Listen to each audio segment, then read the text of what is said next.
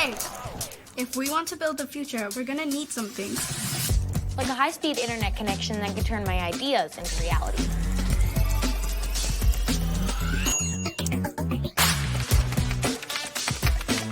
Like the skills to become the world's most powerful coder. The resources to make more films with people who look like me. Like me. Like me. Like me. Like me. Like me. Like me. Like the tools to start my sustainable shoe business.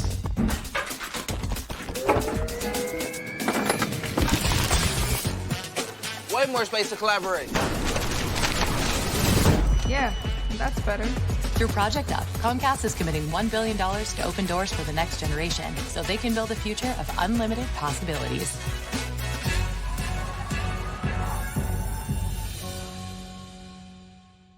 It's Not Your Fault is a podcast for parents, caregivers, and young people navigating the world and its challenges.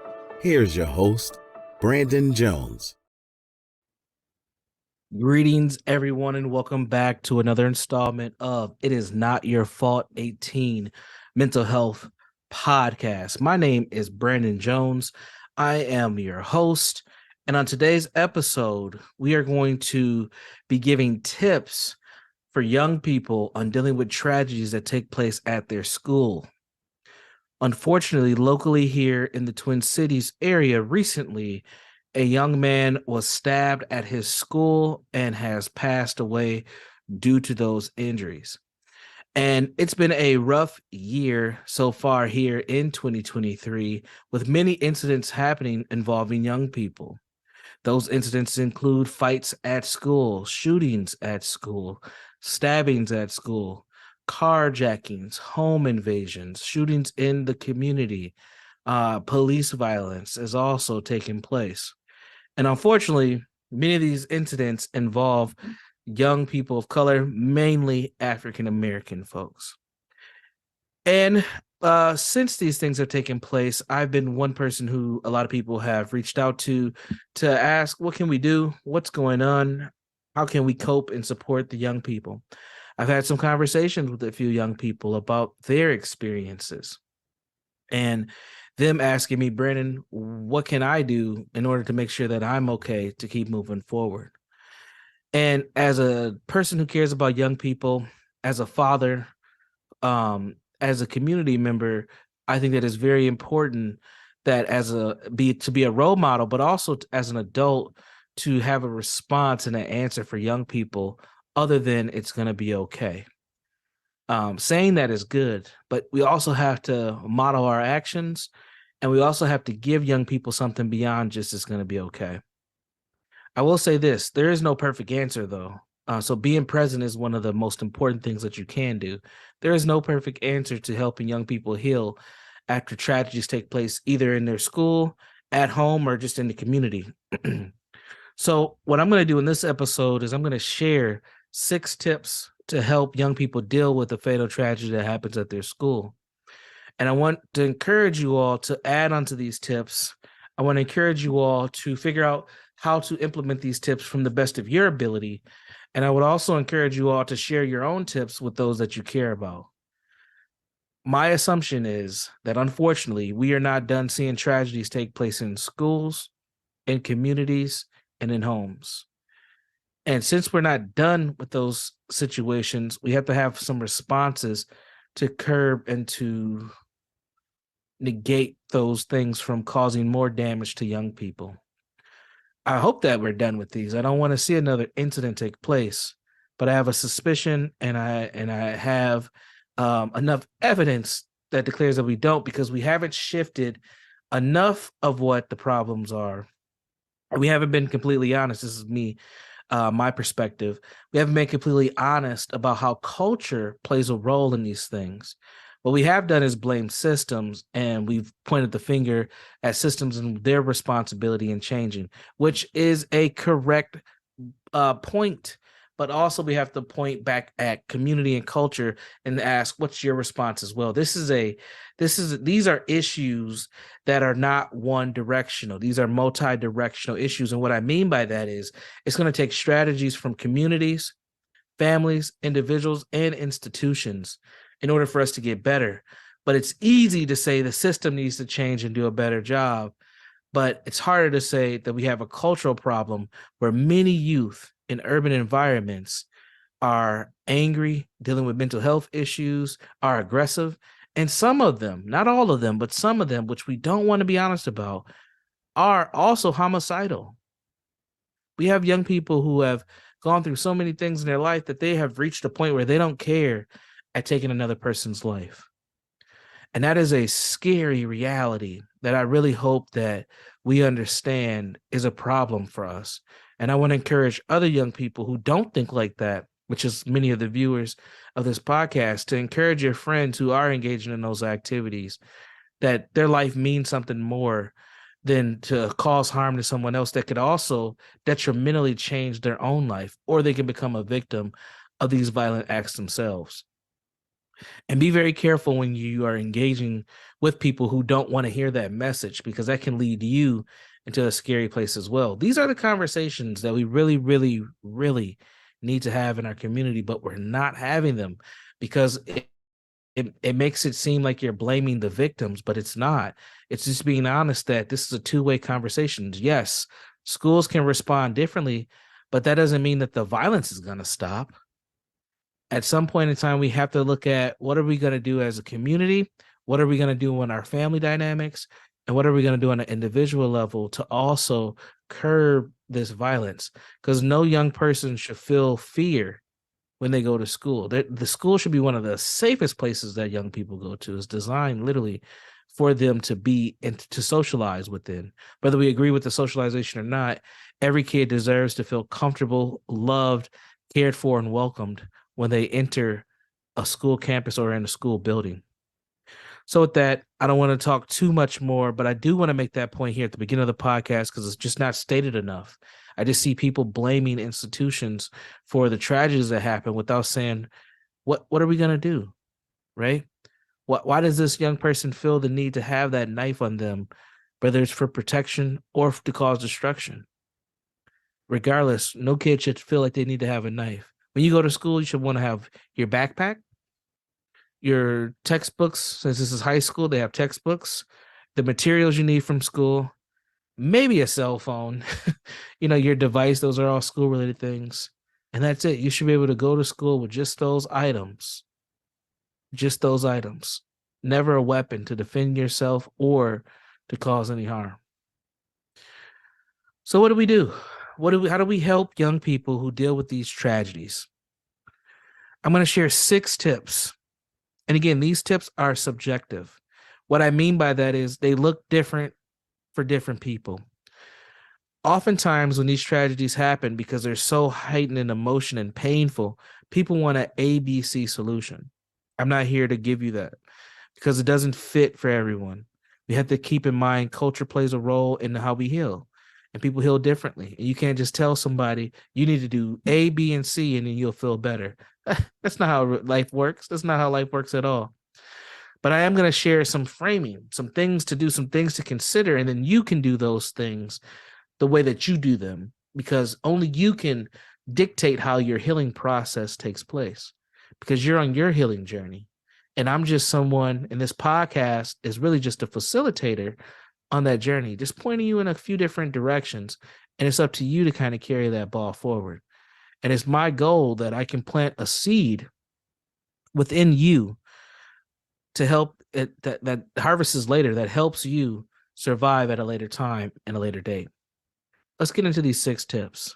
Tip number 1, talk about your feelings. It is okay to feel a range of emotions like sadness, anger, fear, or confusion. Don't be afraid to reach out for help when you need it. You can't keep this bottled up inside. And I'm talking directly to young people.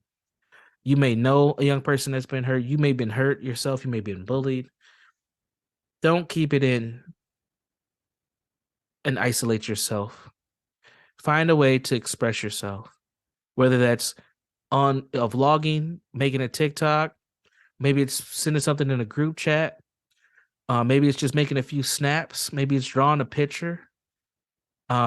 Maybe you just go live and you just share with people how you feel. Maybe you call a friend.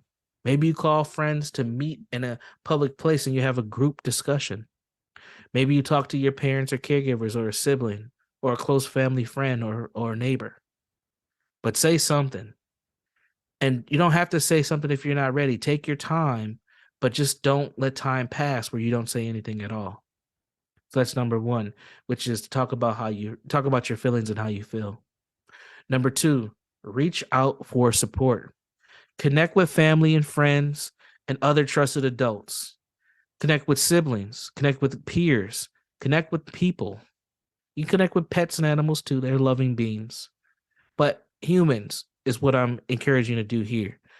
And because these people can provide comfort and understanding to what you're going through when these tragedies take place.